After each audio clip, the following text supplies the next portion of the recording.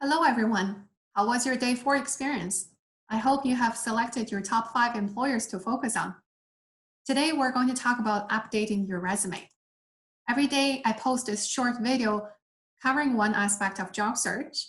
Then you can download the template or checklist, do your homework for the day, and share your comments or ask questions at a LinkedIn group. A candidate's first impression or first interaction with an employer is typically through their application or a resume. So what are the tricks and tips behind the HR person or hiring manager screening my resume? This is typically a first question I receive when I tell people that I work in HR. And what are the must-have sections? So let's talk about them today. On this checklist, so this is the first slide of the checklist. The next slide has formatting and other information. On the left-hand side, you see standard checklist. So these are the things that you must have in the resume. Can I approve it? So this is your benchmark. What can you do to make this section better? And then the status, this is for you to keep notes for yourself.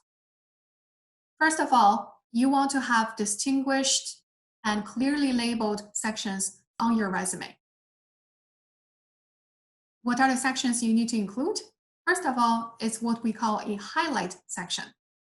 A highlight section is typically the first part under your name and contact information. And you can do it in 3 different ways. You can do it in a short paragraph, and never use the word I or me or mine in a resume. A resume should always sound like somebody else wrote it for you, which means third person business-like tone. Second way, you can write it a 2 or 3 short sentences with a few bullets. The third way you can do it is just have bullets. I would not recommend to go more than 7 or 8 bullets, because then it would be considered too busy. So this highlight section should really bring out the best of you.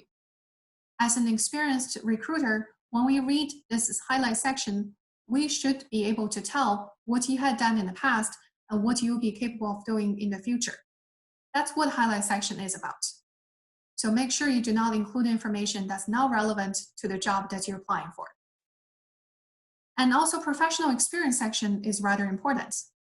Many people have asked me, I have a lot of stories to share. I have 20, 30 years of experience. I have lots of change in my career. Should I list them all? I would advise not to do it. A resume is really a precise and short marketing tool about you, about your professional career.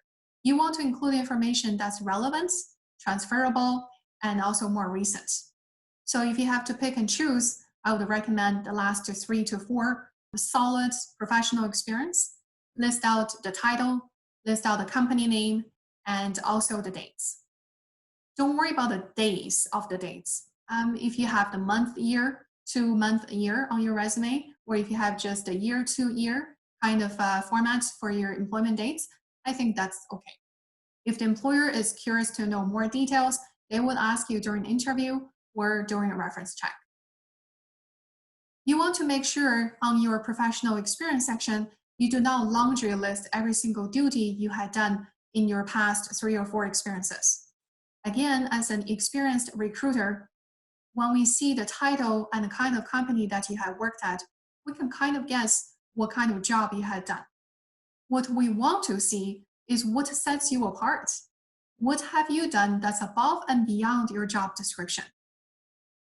Describe accomplishments.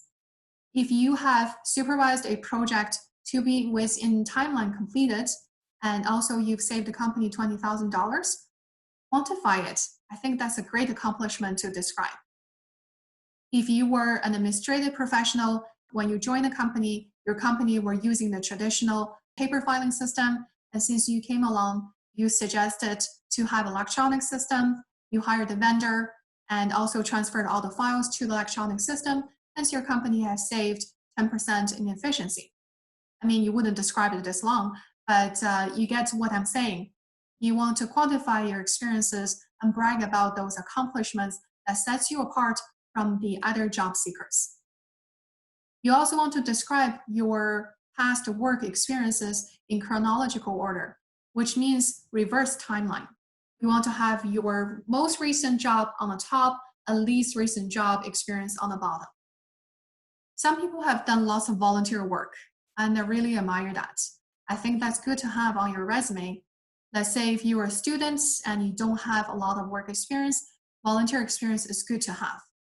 Or if your volunteer experience is consistent over a long period of time, can prove who you are, your transferable skills, I think that's also really good to have just a standalone section called volunteer experience. Education section, this is where you talk about your accomplishments of undergraduate or graduate studies, certificate, diploma, degree, or anything above that. You want to talk about the program you finished, the institution where you had it, and if you have really high GPA, or if you're applying to work at a Big Four accounting firm, or if you're applying for an intern opportunity, having a GPA is a good idea. But if your GPA is not that high, then don't worry about including it on your resume, unless the employer has specifically asked about it. Professional growth and training section, this is things that you have done recent 5 to 10 years, recent training.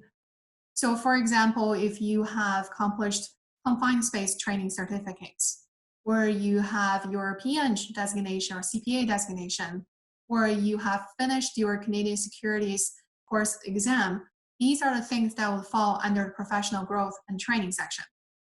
These are the things that will tell the employer that you have continuously invested in yourself and you're a go-getter.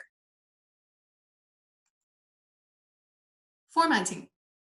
There were many research done about how fast an employer reads a candidate's resume. A typical number is 7 to 10 seconds on the resume. Then the next question is, what can an employer pick out in just 10 seconds from my resume? So that's where the power of accomplishment description comes into place. Because when you describe your accomplishments, you have the numbers. Numbers are very catchy when we are reading a resume really quickly. Other things are the titles, the dates, employer names, the company names. So these things. You also want to have a really good, clean, tidy format, which means that as a recruiter, we can pick things out from your resume very quickly. You want to make sure you have healthy margin, healthy spacing, and the font is big enough. And another typical question is, how long can my resume be?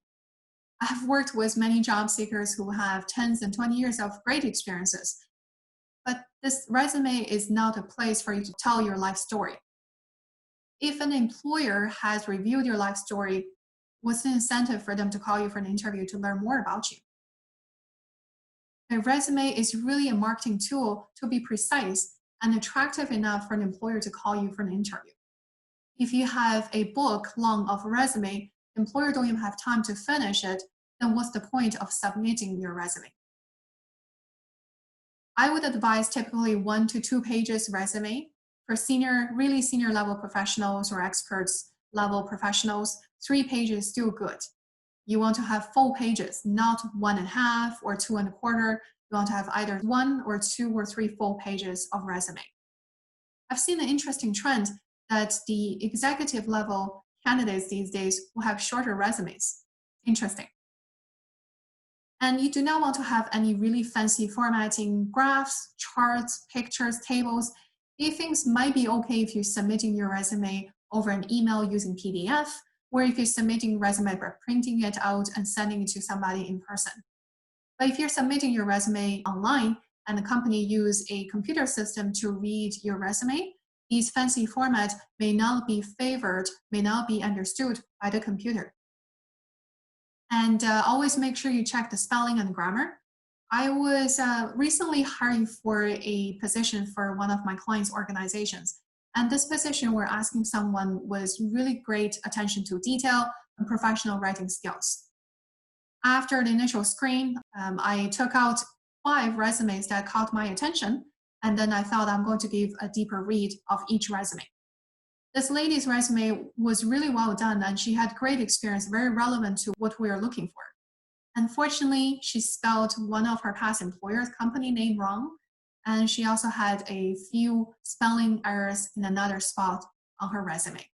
So unfortunately, I dropped her resume out of the candidate pool. Always have people proofread your resume. Other information you want to pay attention to, of course, at the beginning, start of your resume, you want to have your name, your contact information, and your credential. Credential use acronym, so CPA, PEng, CPHR, etc., etc.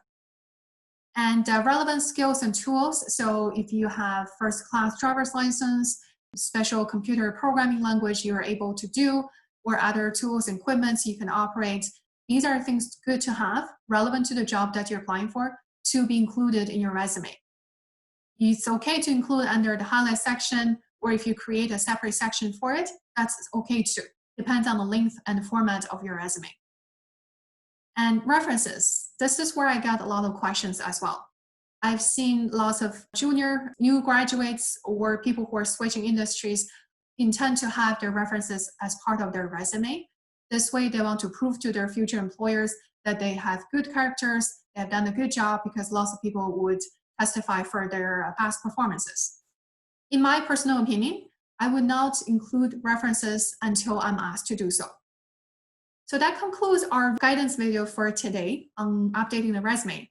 Now I leave it to you to download the checklist and work on your resume. I also look forward to see your participation at the LinkedIn group. And also, if you want to learn more of the details of resume and cover letter writing, do check our pre-recorded 20 online training modules for the job seeker. Have a good one. Talk to you tomorrow.